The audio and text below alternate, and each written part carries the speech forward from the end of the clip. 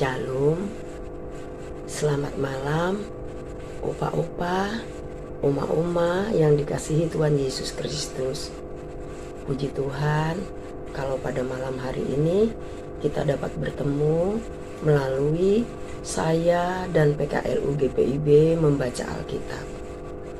Perkenalkan, nama saya Murdiasi Sugeng, asal dari GPIB Horeb, Jakarta Timur.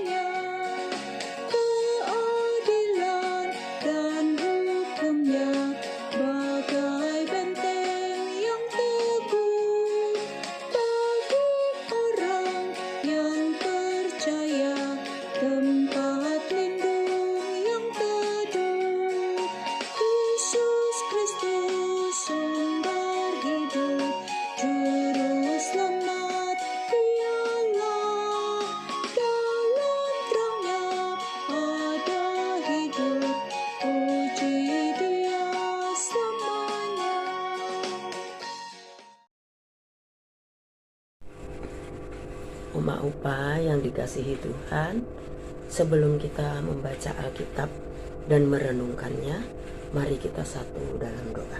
Kita berdoa. Tuhan Allah Bapa di dalam surga, Bapa yang kami sapa di dalam nama Tuhan Yesus Kristus, puji dan syukur selalu kami naikkan ke hadirat-Mu yang kudus Tuhan. Kalau Tuhan sudah mengumpulkan kami pada malam hari ini, di mana kami akan membaca firman-Mu dan kami akan merenungkannya.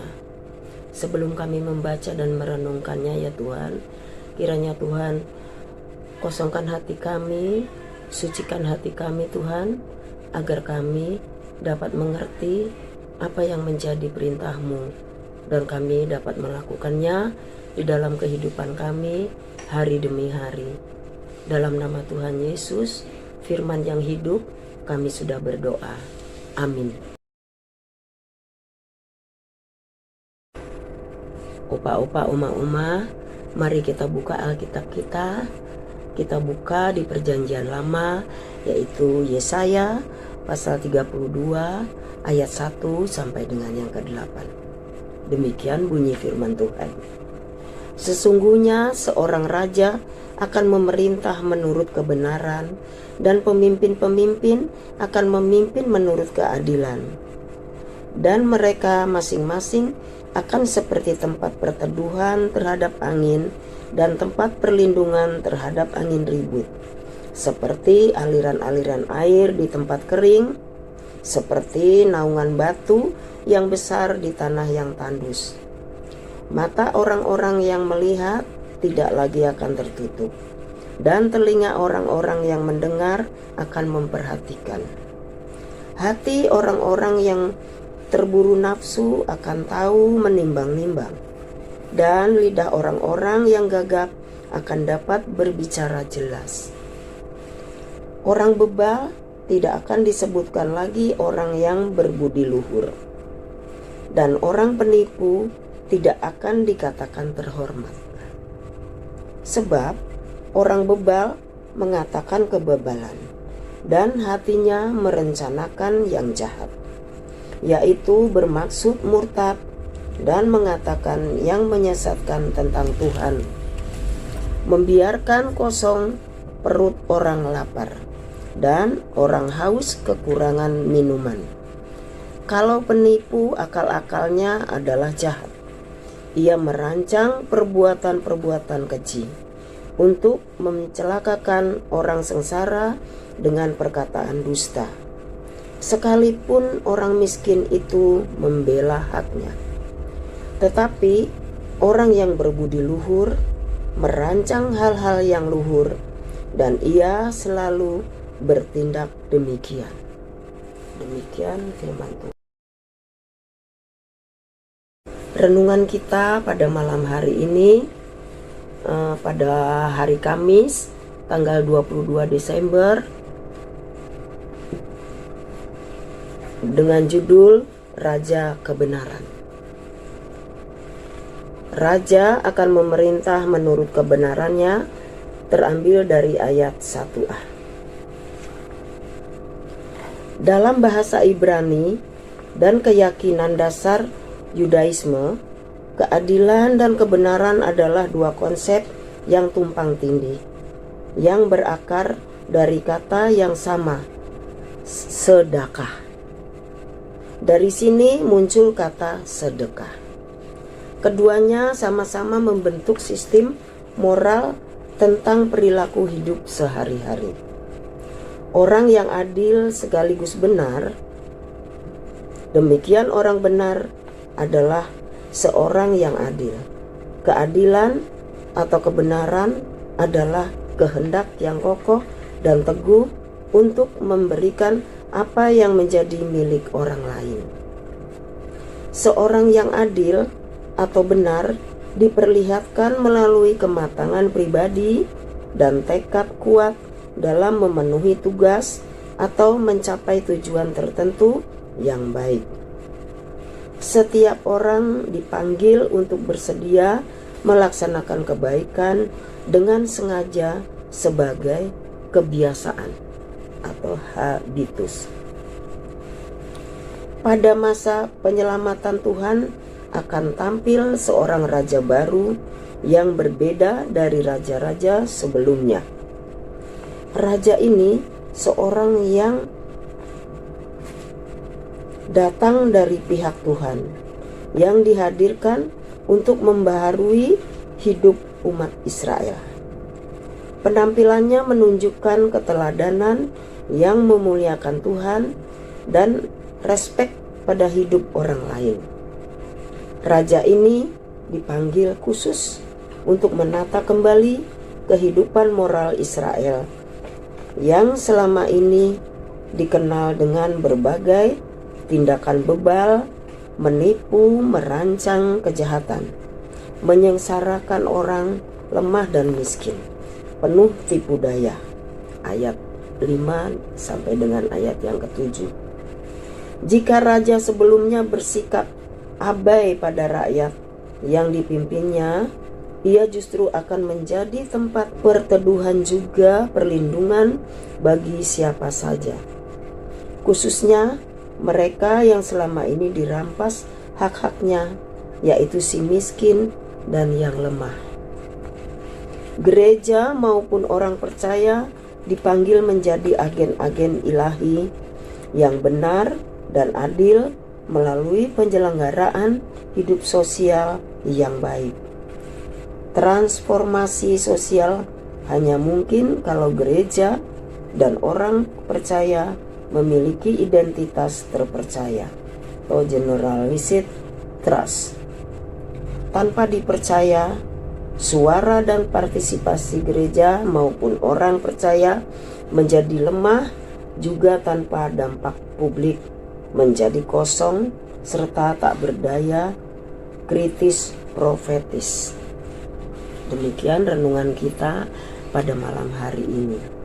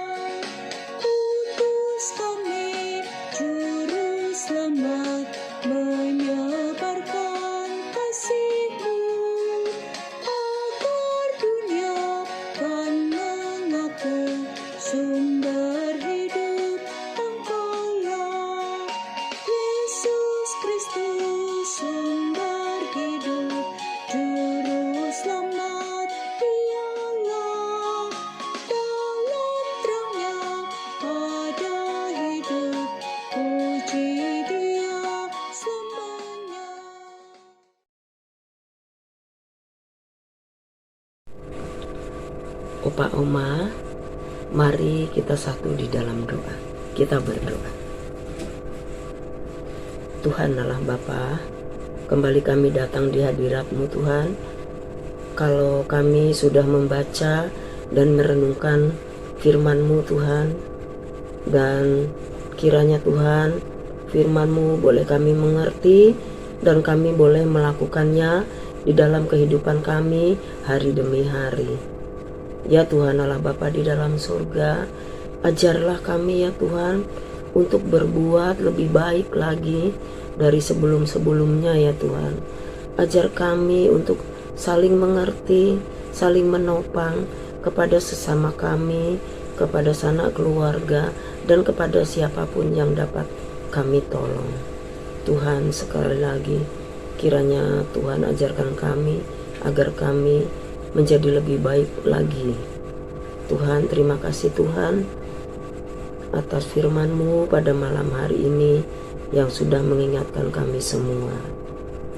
Ya Tuhan Allah Bapa di dalam surga, pada rangkaian doa penutup ini kami akan berdoa untuk Majelis Sinode dan untuk Dewan PKLU Tuhan. Kiranya Tuhan, apa yang menjadi rencana dan menjadi program Majelis Sinode dan Dewan PKLU, kiranya Tuhan boleh terlaksana berkat pertolongan-Mu saja ya Tuhan. Kiranya program dan rencana-rencana yang telah diprogramkannya ya Tuhan boleh berjalan lancar dengan tidak kurang suatu apa. Dan itu semua hanya demi kemuliaan dan kebesaran nama-Mu saja ya Tuhan. Terima kasih Tuhan. Kami juga ingin berdoa Tuhan untuk seluruh PKLU yang ada di GPIB Tuhan, dimanapun berada. Kiranya Tuhan, bila teman-teman kami ada yang menderita sakit, kiranya Tuhan tilik mereka ya Tuhan. Tuhan mau pakai obat-obatan, makanan dan minuman yang dia konsumsi Tuhan, agar siapa yang sakit boleh sembuh kembali seperti sedia kala dan boleh beraktivitas kembali berkat pertolongan kasih-Mu saja. Tuhan, kami juga ingin berdoa bagi PKLU GPIB yang mungkin saat ini dalam pergumulan ataupun kedukaan. Kiranya Tuhan angkat pergumulannya ya Tuhan, agar dia boleh kembali sukacita. Dan yang dalam kedukaan, Tuhan juga mau hibur Tuhan, agar para PKLU juga boleh sukacita seperti kita yang lainnya. Terima kasih Bapa, terima kasih Tuhan. Kami juga ingin berdoa untuk teman-teman kami yang jauh di pelosok sana ya Tuhan, yang tidak terjangkau pelayanannya. Tuhan, sertai mereka. Tuhan, cukupkan segala kebutuhannya ya Tuhan. Tuhan, berkati Tuhan apa yang menjadi kebutuhannya, agar apa yang menjadi kebutuhannya dapat tercukupi berkat pertolongan-Mu saja. Tuhan, berikan juga mereka sukacita di dalam memuliakan dan membesarkan nama-Mu. Tuhan Allah Bapa di dalam surga, malam menjadi bagian kami. Kiranya kami akan beristirahat, kami akan tidur Tuhan. Tuhan, sertai kami, istirahat kami, tutup bungkus kami dengan Roh Kudus-Mu ya Tuhan. Jauhkan kami dari mara bahaya, malapetaka, dan Tuhan saja yang melindungi kami. Kiranya hanya perkenanan-Mu saja ya Tuhan. Besok pagi kami boleh bangun dalam keadaan segar untuk kami menikmati hari baru, hari anugerah-Mu, dan kami boleh beraktivitas kembali seperti sedia kala. Berkat tangan kasih-Mu saja ya Tuhan.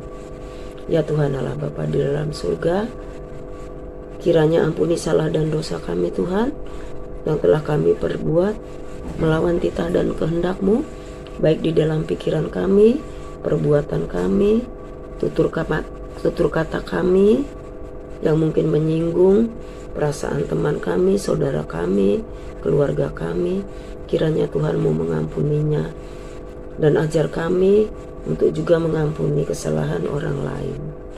Hanya di dalam nama Tuhan Yesus kami sudah berdoa dan mengucap syukur kepada Bapa di surga pada malam hari ini.